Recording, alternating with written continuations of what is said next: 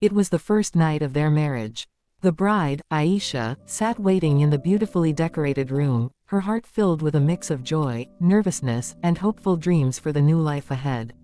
She had imagined this moment for so long, soft whispers, gentle touches, the beginning of love. But when the groom, Rahul, finally entered, his face was cold and distant. He didn't sit beside her or offer any warmth. Instead, he stood at the door and said in a flat voice, "I have a huge debt hanging over my head. My family borrowed heavily for this wedding.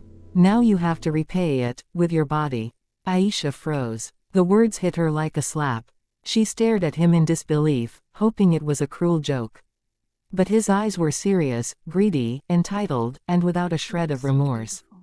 That night, he forced himself on her in the most humiliating way possible, treating her not as a wife, but as payment for his loans.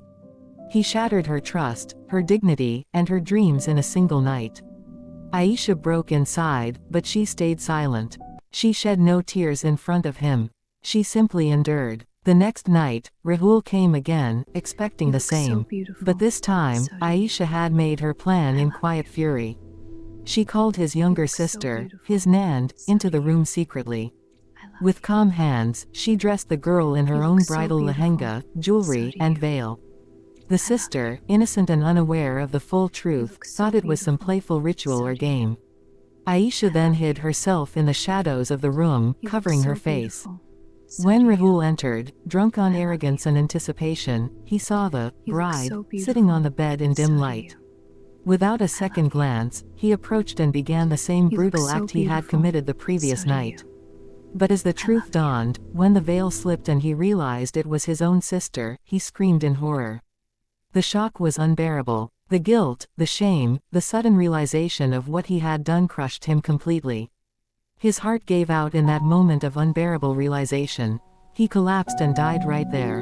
In the morning, when the family rushed in after hearing the commotion, the horrific scene was revealed.